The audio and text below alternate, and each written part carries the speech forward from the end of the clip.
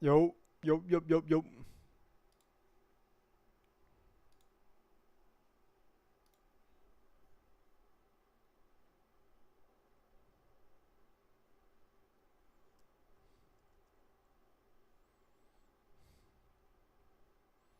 Yo, what's good, Jackson? How you doing, bro?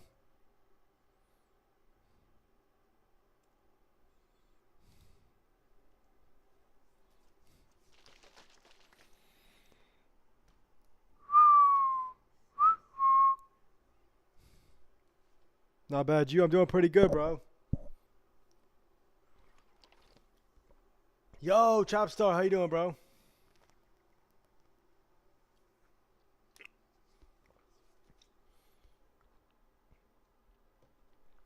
Ah,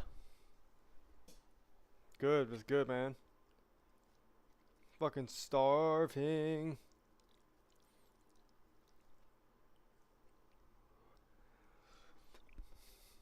Ah,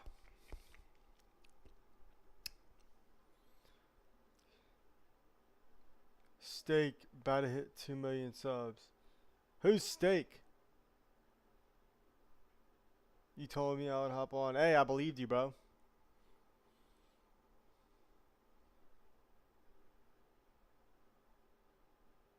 Ah, okay, okay.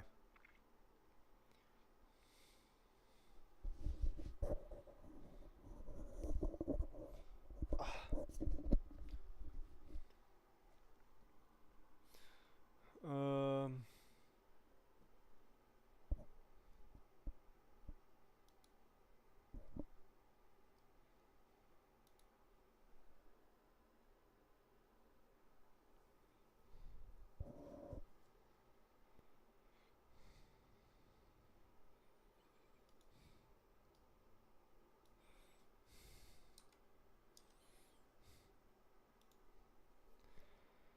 forgot who he's racing now.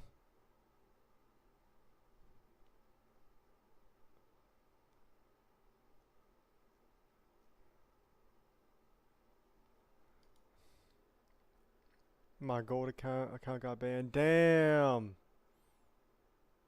that sucks, dude.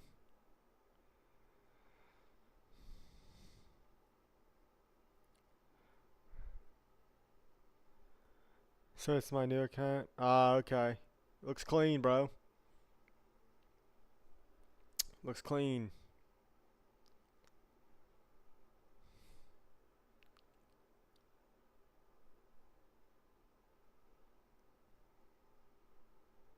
Fuck, I don't know.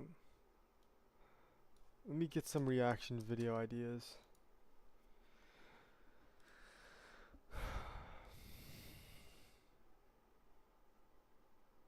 Hold on, Chopstar.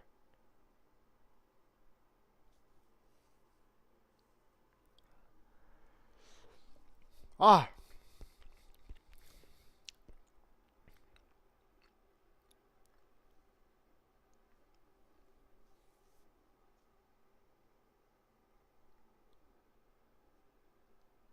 wait, what? First vid there was steak.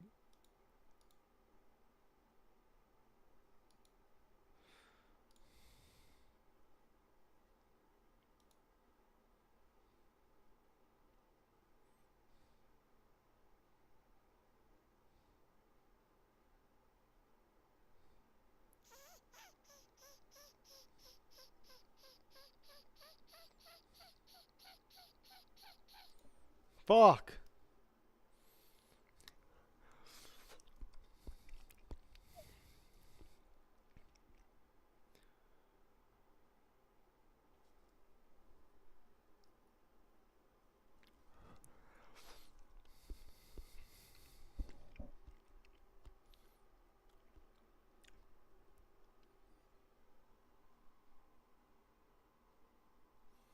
Herm.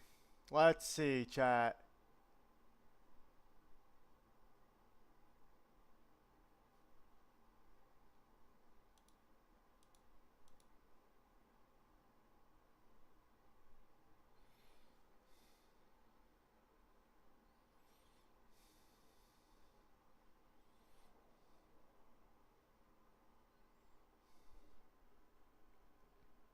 I like your new hairstyle. Appreciate you, Trap Star.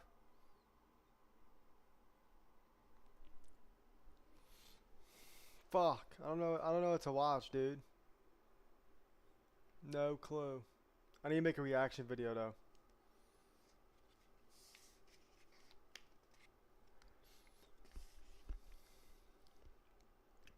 Yeah, hold on, Trap Star. I got you after this.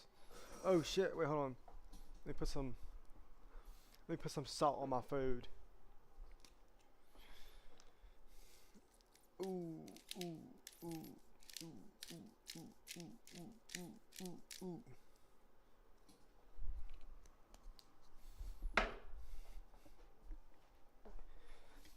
MGCP rule the world. Alright, I got you. Hold on. I need to make a reaction video. Another video first.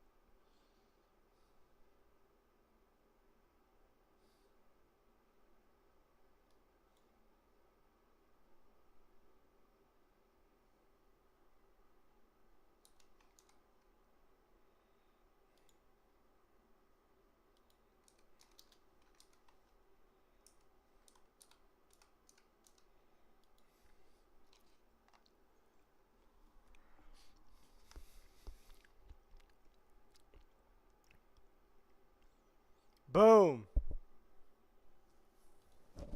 July 14th.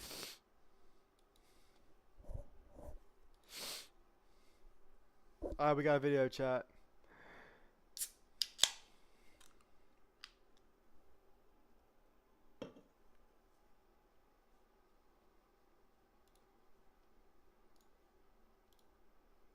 Most painful deaths in history. Lock in.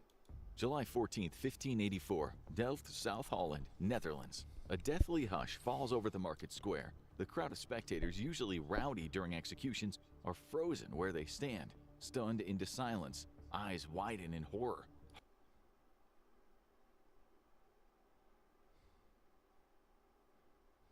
There you go, Chopstar. I modded you. Hearts race. This is no ordinary execution. Before them, the assassin of William the Silent, Mr. Balthasar Gerard, writhes in unimaginable agony, and now he faces one. Hold up.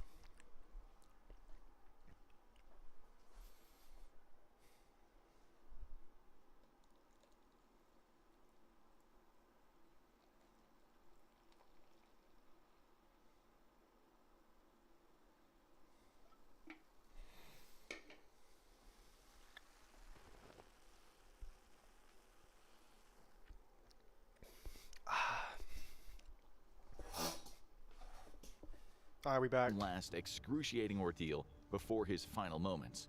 Gerard has endured the torture that will one day become known as the most gruesome execution in European history. Oh, But shit. we're sure gonna try to beat it on today's episode of the Infographic Show. The most painful deaths in history. The worst execution ever? When King Philip of Spain announced the bounty of 25,000 crowns for the head of William the Silent, the world took notice. This was no ordinary feud. William of Orange had become King Philip's sworn nemesis, leading the Dutch revolt against the Spanish rule, a rebellion that ignited the flames of the 80 Years' War. The stakes were high, the hatred personal, which was evident in the size of the reward. Maybe 1548 is crazy. Yeah, this bitch is old as hell. Today's money. To Balthasar Gerard, this wasn't just about the money, it was about securing his place in history as the man who brought down William the Silent. The man! He knew that William was in the city of Delft, which had been a hothouse of rebellion against Philip's rule. He was walking into the lion's den, and the lions would turn out to be extremely vicious. On the 8th of July, Gerard disguised Oh as a shit! Protestant Do not tell me this dude's gonna get demolished by these lions. refugee Uh-oh. seeking sanctuary was spotted near the Delft monastery known as the Prinsenhof, where William the Silent was staying. On July 10th, Gerard sprung from behind a wall as William was walking down the stairs after dinner. With a pair of pistols, Gerard unloaded 2 shots. William was killed almost instantly. Gerard had just gone down in history for committing the first ever recorded political assassination about with to a say. firearm. He tried to make a run for it, I was but about to he say that's didn't one of get the so most far, painful deaths. soon being captured by some of William's very angry servants. Gerard had just killed their hero, the linchpin of the rebellion, and he was going to pay for it. But Guess he's in gonna a get way fed the no lions one or could have some shit. imagined.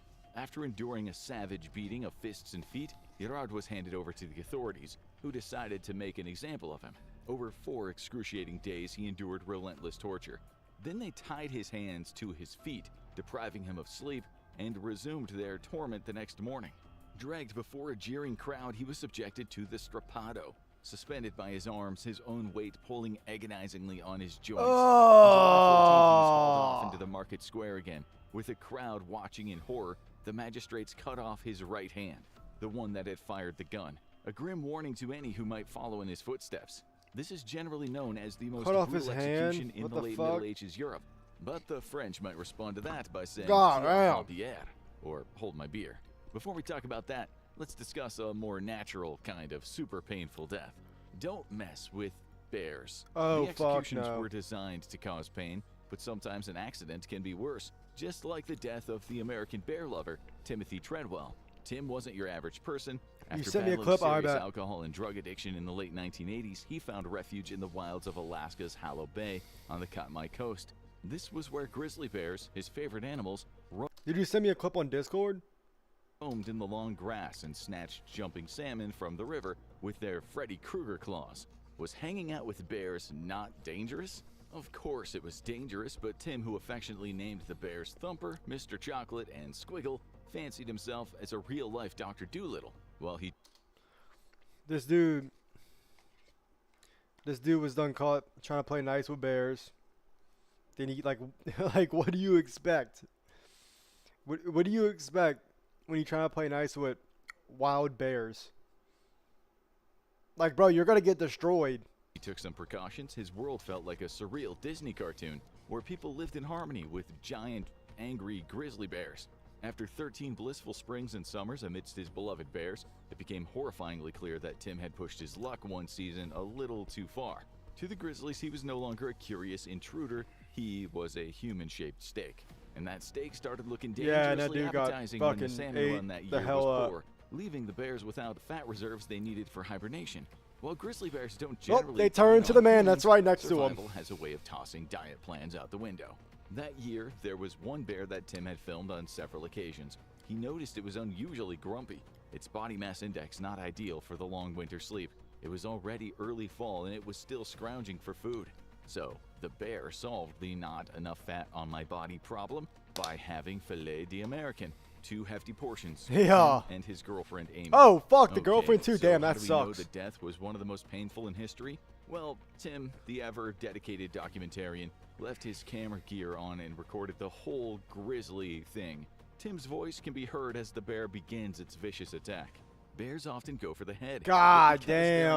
opportunistic type of omnivore, unlike other natural-born killers in the wild, their killing technique is not always very efficient, so death can be slow and incredibly grueling. Grizzlies wield a bite force of over 1,100 psi, and they usually aim it straight at the face. Bro, if you're getting bit by a grizzly bear, just imagine feeling the mouth going through your goddamn bones. Like, ah! Or the skull. Hell nah. If that doesn't finish you off, their claws certainly will. Dude, Which What really do you even do at that point, bro? You just like kind of just sit there and just like, "Nah, I'm done for. You're just done for. There's nothing you could do in that situation. sucks when you're still just gotta conscious. accept your fate. At one point, Amy can be heard telling Tim to play dead. Well, Amy, that's easier said than done when your face is being chewed off by a giant beast. But Tim does play dead, and for a minute it seems like the attack stops, only for the bear to return for part 2 of the murder. Ah. The tape is 6 minutes long, and Tim screams for about 2/3 of it. This was definitely an extremely unpleasant way to die. Not one that we'd imagine you would choose on this list if you had the option. Let's now return to hardcore human ingenuity. Fit for a king. Anyone who dares lead the rabble against the nobility can expect to be made a gruesome example of. That's precisely what happened to Yurk Doja, Kick his damn. Bro, Trapstar just said kick his damn head off. Trapstar, I don't think you're gonna kick a bear's head off. Be strapped? Yeah, I guess you could be strapped, but in the 1500s, I mean, not everybody was walking around with pistols. Pennsylvanian Braveheart in July 1514. Doja had played a starring role in a very violent rebellion in which he impaled nobles on long spikes or crucified them, and now they wanted payback, an execution more extreme than anyone could imagine. It was decided that since he had led those peasants like he was a king, he should be killed like a king. After routine rounds of torture to get him to confess and snitch, they dragged his swollen and bloody body outside for the public to see. The next day, as a horrified crowd gathered, the authorities prepared their gruesome spectacle. They heated an iron throne over a roaring fire until it glowed a searing bright red. Then they hurled his naked body into the seat as pipers played a merry tune in the background. But Doja's punishment wasn't over.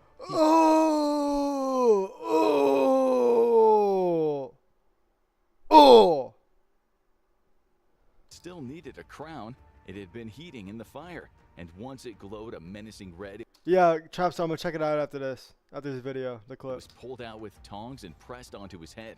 But a king needed a scepter, and the authorities had prepared one just for him, heated to the same fiery intensity. As Doja sat slumped over, they hacked his brother to death with a sword. And then came the pièce de résistance. Whoa, his brother? Damn, his brother just got caught in the crossfire, bro. He didn't even do anything. Damn, with bro. swords pressed against their necks, Doja's former rebels were given a grotesque command: eat from their leader's charred body. After all, the rebels had always talked about the need to share, so now it was time Oh, please, please don't tell me they're gonna make him eat the body. Please. Ugh! to share their leader. If they ate, said the magistrates, they would be spared. 3 of them chowed down on the flesh as the crowd cried out in horror, and those who refused to partake were cut down with swords. The event has been called the most violent execution in history, but as you might have guessed, Wait, did they make civilians, like random civilians, just eat the dude that wasn't even a part of it? we think we can beat it. Let's move to China, where the authorities were experts at making executions last a very long time. The slow slicing of Chonghuan, Ling Chi, sometimes referred to Hey, crazy, how you doing, bro? as death by 1,000 cuts, was a go-to method of execution in China from the 10th century up until early 1905 when it was abolished. And that's a lot of years where there were a lot of I've executions. been good, dude. Sometimes mass executions. Back on the grind. In which men were tied to a stake and slowly had pieces torn from their body. Exactly how many pieces could be shorn before death is uncertain. The records show the man Udi posting, what are we watching? We're watching the most painful deaths in history right now. We could do the Udi video after. I gotta see what it is, though. might have died quickly, but some cases state the victim might have been sliced for hours or even days. The executioner would usually start with the arms, the legs, and chest, possibly taking off a full limb, and finish with a stab to the heart. However, a more merciful Dude, imagine just... If I don't know passing, I'm playing 4-0, but I bet. Bro, imagine getting your legs and arms cut off and you're just like looking down and it's just your body, like you have nothing else. executioner or Damn! who had been bribed might choose to end the suffering with a swift slice to the throat. It all depends on how much the authorities thought the person needed to suffer. It seems the process was slow for the Ming Dynasty era military general Yuan Chonghuan. His case stands out because the cutting lasted half a day. September 1630 was not a good time for Chonghuan. He had faced the Jurchen army at the Shanhai Pass on the east side of the Great Wall and failed to keep them at bay. To make matters worse, he was accused of being a traitor. Despite successfully preventing the invasion from reaching the walls of Beijing, rumors started to swirl that Chonghuan had secretly collaborated with the enemy. On the fateful day, the executioner deliberately kept him alive for as long as possible, using a sharp knife to hack off his flesh and remove various body parts. After half a day, Chonghuan succumbed to his injuries. He might have been innocent, but that didn't stop the outraged public from... Bro. Dude, punishments back then used to be so much worse, bro. Like, If I lived back then, like, I would be scared to do anything. I mean, I know it's still like that in some countries now. Like, boom, I try to steal something, they gonna cut my fingers off. Like, damn, bro. Like, you get time in jail, but I mean, they ain't torturing you. God damn. taking what was left of him and cooking it later that evening. Yo! It could have been worse. Li Si in the 5 punishments. Slow slicing was part of the 5 punishments in China. These changed over the centuries, but generally speaking, one of them, the lightest one, was like branding in the West. But in China, they tattooed your head. This was a mark of shame a person would bear until the day he died. The second one was worse. That was when they chopped off your nose. The mark of shame and possibly an infection you wouldn't easily recover from. Then, things got really bleak. Number 3 was amputation, which could have been one of your feet or both, or even the removal No of more running, naughty boy. Yo, what? the kneecap. Survival was possible, but losing your feet in centuries past was never a good thing. Number 4 was emasculation, meaning manhood Bryce, watch Udi new video. I being got you after lopped this. off, which would usually end with a job as a eunuch in the imperial palace. But number Traps really said they were Jeffrey Dahmer before he was alive. Facts, dude. 5 was certain death, and usually a prolonged, drawn-out affair. Throughout Chinese history, it could have consisted of being tied to chariots by the limbs and having them ripped off. There was also beheading, sawing in half, and slow slicing. In the year 208, the Qin Bro. dynasty politician Li Si was subjected to all These 5 motherfuckers of are them. crazy, bro. Accused of betrayal following the death of his emperor, Li Si and his family were condemned to the harshest penalties of the era. He was subsequently subjected to all the 5 punishments, ending with him being dragged out into the Wait, market yo! I didn't even realize it was the same dude. The same dude's getting fucking destroyed. square to be literally sawn in half. How long it lasted wasn't recorded, although as the saw cut through his body, he managed to whisper some last words in his son's ear. We're not sure how he managed this with a saw cutting through his waist, but the records state he said, "I wish that you and I could take our brown dog and go out through the eastern gate of Shanghai to chase the crafty hare. But how could we do that? Being Bro, how do you even get words out, bro? Like, they didn't cut your nose off, now they're sawing you in half. How the fuck do you even get words out? Like, I don't even know if I'd be able to talk. I feel like I'd, like, die of, like, shock before I even actually die from them cutting me. God sawn in damn. half was near the top of the list of ways you really wouldn't want to die. But imagine, even with the sawing, there was the good, the bad, and the ugly. And that's where the Moroccan Sultan Ismail ibn I would Sharif comes in. Fucking Alas, kick poor their Melek. ass. The year was 1705, and a governor named Melek had been found guilty of joining a rebellion against the Sultan, a revolt led by one of the Sultan's own sons. Melek hadn't just tried to overthrow his ruler. Whoa, whoa, whoa, whoa, whoa, The whoa. governor named Melek had been found guilty of joining a rebellion against the Sultan, a revolt led by one of the Sultan's own sons. Melek hadn't just tried to overthrow his ruler, he had seen Alright. Do not tell me this dude's gonna torture his own son. to it personally that Let's one of the say. Sultaness's cousins had lost his head. This cousin was Ali Bukasra, and his family wanted revenge. It was another one of those situations in history when a man had to be made an example of. The Sultan went to see his chief carpenter and asked if he had a saw that was sharp enough to cut through a man's body. The carpenter said, Not "Yeah, again." Sure, no problem, but how do you want to do it?" The Sultan pondered that question for a while and he said, "Start with the head and saw down." On the day of the execution, a crowd of 4,000 gathered in the town square, including many of Melek's own relatives. All eyes were on the mule as it approached, carrying Melek strapped tightly to an iron chair. For a man who was about to be sawn in half, Melek was playing it cool, puffing away at his tobacco pipe like he didn't have a No care in the way, world. bro. They ripped off his clothes and threw them into the fire, at which point he was strapped down onto a wooden board. They started trying to saw his head when one of the Bukasra boys shouted, "Stop!" It was going to be over way too quickly. He pointed between Melek's legs and he told the carpenter to start again. As for Melek's coach No. No. No. No. No. No. No. conspirators, no, they no. were let off easy. 300 of them were impaled on spikes, while 20 lead conspirators had their arms and legs sawn off. They No, were no, left to no. bleed to death in the marketplace as a warning to anyone else with rebellious ideas. Let's lighten things up with some darkly humorous prolonged agony. Iron Mike. The year was 1933, and Michael Malloy was a homeless drunk wandering the streets of New York City. Little did he know that 5 of his so-called friends had made a deal with a life insurer that if he died, they could all collect some money. All they needed to do was to ensure he died preferably in an accident or from natural causes, which they soon found out was easier said than done.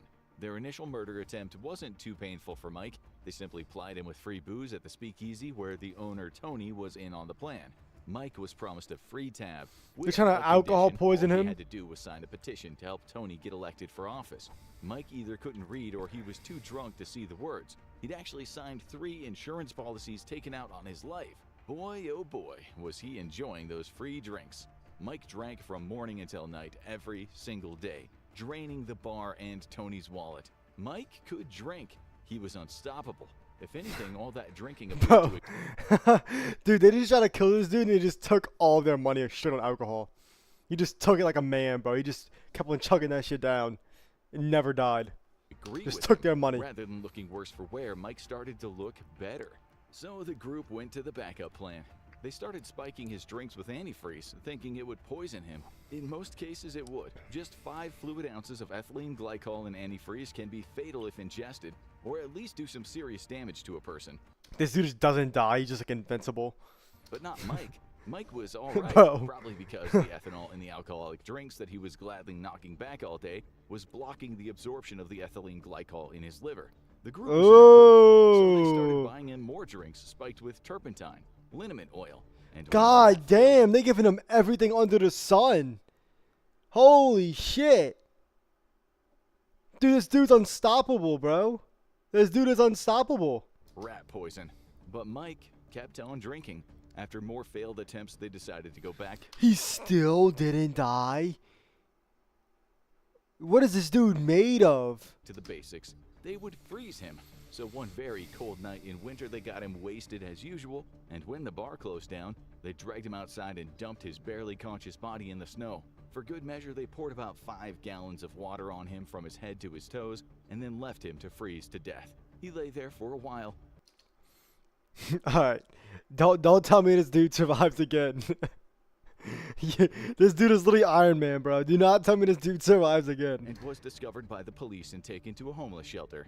Now even more desperate, the Dude, oh, alright. This dude's invincible. I'm convinced that a bullet couldn't even stop this dude.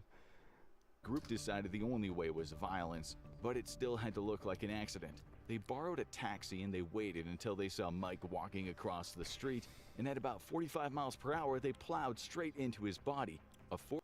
Alright. Don't tell me this dude lives again.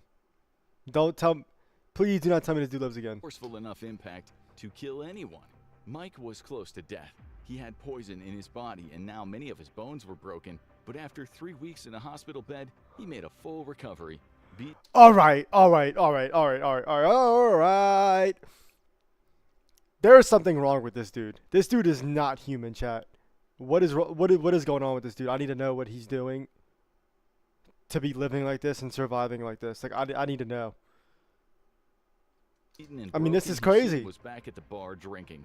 On February 22nd, his friends got Mike wasted again. Once he passed out, they took him up to one of the men's rooms, and there they stuck a hose in his mouth and they filled his lungs with coal gas. Finally, Mike died, and the group collected their insurance money. The wealth didn't last long. After rumors surfaced about finally. Iron Mike, his body was exhumed, and Iron Mike, bro. They just called him Iron Mike. That dude literally is Iron Mike, bro. it was revealed in an autopsy what these men had done to him. They were all executed in the electric chair in 1934. Now for Damn. the strangest death Hey, on the they list, got a what they drink of deserved. molten lead. You probably have heard of the ancient execution method where molten gold or lead was poured down a person's throat, a cruel and symbolic punishment. Legend has it that Marcus Licinius Crassus, one of the wealthiest men in Rome, met this gruesome end. After losing a battle to the Parthians, they chose to execute him in a manner fitting his infamous obsession with gold. It sounds horrible, but the truth is Crassus would have died very quickly.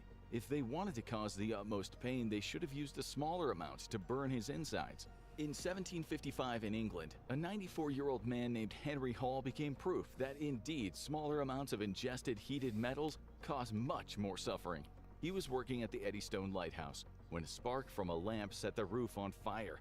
It was 2 a.m. on a cold December morning, so he did what he thought was best and he started throwing water at the flames. Thankfully, someone else saw the fire and soon people were helping put out the flames. The obvious danger here was bits of burned roof falling onto the men's heads as they threw buckets of water above them. Henry was doing that when he looked up to survey the damage, and drops of molten lead fell right onto his face, neck, and shoulders. Oh! Fortunately, his mouth was wide open, allowing the superheated lead to travel down his throat and into his digestive system. But old Henry, who was tough as old boots, kept on fighting the fire, the one above him, not inside of him. The next morning, the men were picked up by a boat, and Henry was not looking so good. He was taken to see a doctor in Plymouth, where he explained in a very hoarse voice that he had swallowed a lump of molten lead, and it must have traveled all the way to his stomach. The doctor was skeptical, telling Henry he'd already be dead if that had happened, but Henry kept saying it was true. He said the pain was excruciating. The doctor wasn't convinced. He chalked up Henry's wild claim to the ramblings of old age, and then L sent a report doctor, back to the bro. Royal Society in London. In his L note, doctor. he mentioned the accident, and he marveled at Henry's strength for a man of 94. Still, he dismissed the idea that 94? Henry's extreme agony could possibly have anything to do with swallowing hot lead. Henry wasn't lying. The lead had torn through him. For the next few days, he lay in bed, sweat dripping from his head, the pain becoming more and more unbearable. He seemed to improve for a while, but then he was seized by violent spasms, and he died on December 6th. The same doctor, now a little more interested in the lead theory, conducted an autopsy. He found the lead inside of Henry's stomach. It weighed over 7 ounces, slightly more than a pool ball. For the medical God fraternity back in London, the whole damn. thing sounded unbelievable. They didn't think Henry would have survived as long as he did, and certainly wouldn't have been talking and moving around with his insides burnt out. So as you would, they practiced pouring molten lead down the throats of dogs and chickens to see what would happen. What they learned was that Mr. Henry Hall was indeed one tough old boot. Okay, so we promised we'd tell you about an execution in France Click's got an icon skin. I know I saw it. It's lit. that was said to Did you get it, Chapstar? have been the most brutal execution ever in Europe, even worse than what happened to Gerard and Doja. Saute le Roca. Hey, that's lit. On January 5th, 1757, King Louis XV was just about to step into his carriage near the steps of the Palace of Versailles. Robert Francois Damien, a domestic servant, rushed up to him and plunged a small knife into his chest. The king didn't know it, but the knife had barely made it through his winter clothes. Still, there was quite a lot of blood, so the king called for a priest. He made a deathbed confession and told his wife about all the women that he cheated on her with. It soon transpired that underneath all those thick winter garments, he was blood, so the king called for a priest. He made a deathbed confession and told his wife about all the women that he Yeah. I'm about to die. Sorry, babe. I was such a player. Bro, cheated on her what? with. It soon transpired that underneath all those thick winter garments he was wearing, the knife had only penetrated about 1 centimeter of flesh. But this being an attempted regicide, the worst crime there was, Damien had to be subjected to a very ugly execution. First, they wheeled Robert Francois Damien through the streets of Paris, tied to a cart. The procession stopped at the main Is that the gate of Pope? the Church of Paris, where he stood, naked, clutching a burning wax torch in his hands. After repenting before the crowd, he was Hey, what's good, Naomi? What you watching? I'm watching the most painful deaths in history. I'm making a reaction video right now. into the Place de Grève, a royal execution ground. Dragged onto a scaffold in full view of the jeering crowd, Damien faced the executioner, Charles-Henri Sanson, a relatively new recruit with orders to ensure the punishment was as agonizing as possible. The sentence decreed that the next part was Damien's arms and legs being tied to 4 horses. When the Yeah. horses were whipped, it was hoped that Damien would be torn apart, what was known as being quartered, but this was a botched job of the highest order. The horses tried, but Damien, still screaming, remained in one piece. 2 more horses were added to increase the power, but still Damien's body remained intact. Whoa! They're stretching him until he just tears him apart. Oh! He was in agony, screaming, pleading with them to finish him. The crowd, usually desensitized to such bloody spectacles, started whispering that the authorities had jumped the shark. This kind of thing didn't belong in a civilized country. It appears Damian was still breathing, and it's believed he might have then uttered the words, "O death, why art thou so long in coming?" The entire ordeal lasted about 4 4 hours. hours. Could anything be worse than that? Nightmare in Chernobyl. Dying slowly from radiation poisoning is without a doubt one of the worst ways to go. The wife of firefighter Vasily Ignatenko saw this with her own eyes after the disaster at the Chernobyl nuclear power plant outside the town of Pripyat in northern Ukraine, when reactor number 4 blew up on April 26, 1986. Local firefighters, including Ignatenko, turned up in the early hours of the morning to try to get the fires under control. They knew very little about what had happened, and they weren't aware of We the got 5 dangers of minutes. getting so close to radiation. That soon changed when their faces turned pale and they began to vomit. This was just the beginning of the symptoms of acute radiation poisoning. The men were later secretly whisked off to hospital. You know what's crazy? If you're getting radiation poisoning, you technically don't know, cause like it's like you can see radiation. So you're just gonna slowly die. Damn. Hospital number 6 in Moscow, where they and the worst hit engineers from the plant were being treated. One of the strangest things about radiation poisoning is the latency period. After all the vomiting, the men, while suffering from burns, sat around smoking and playing cards. They looked okay. On May 1st, Vasily's wife, Ludmila, finally located the hospital where he'd been taken.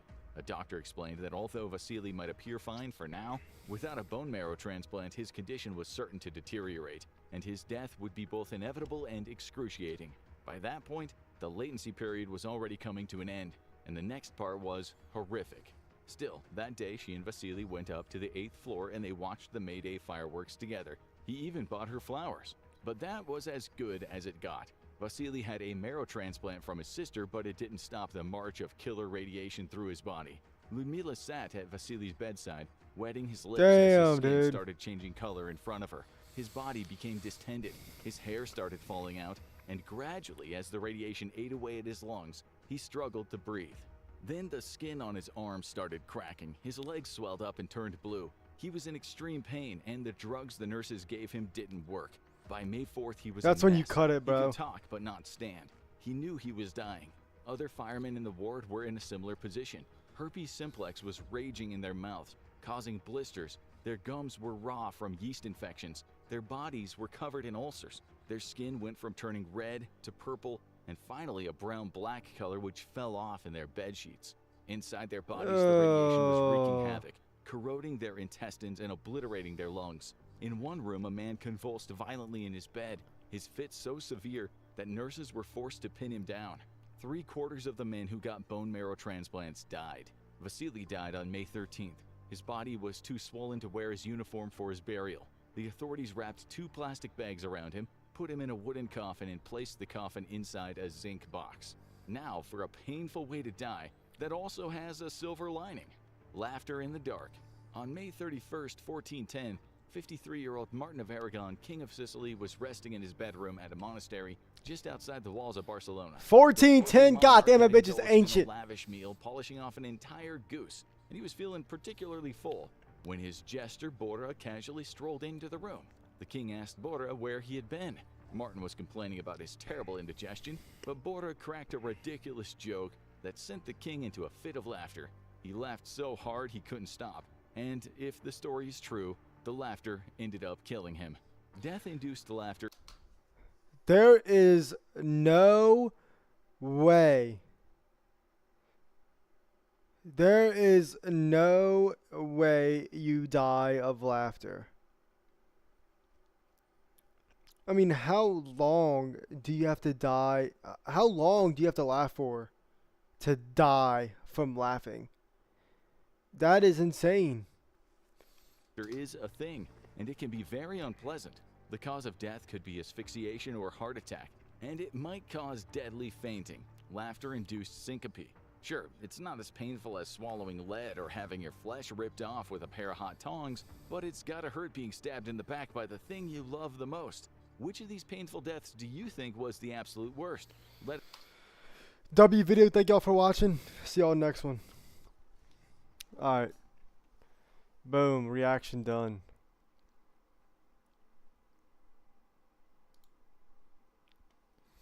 Bro, I have like three reaction videos now I need to edit and then post.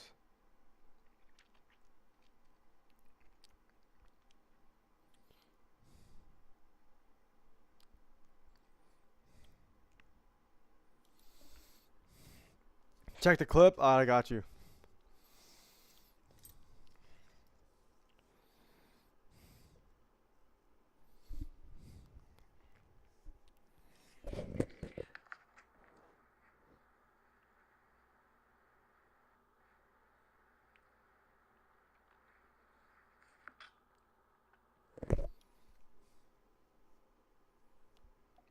Alright, let me see.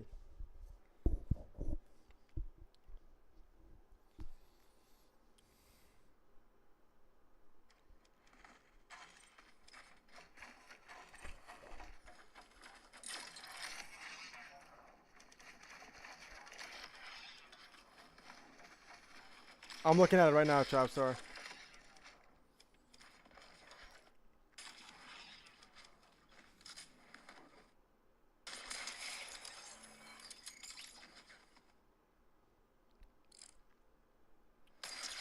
Hey! Nice snipe, dude.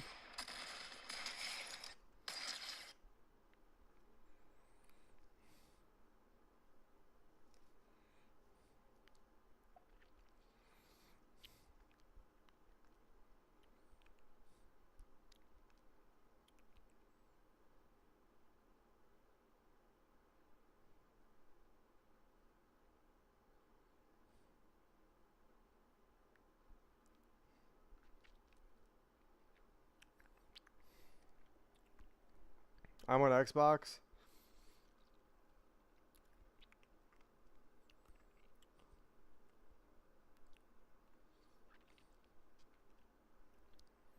How was it? Hey, that was good. That was good, Trapstar.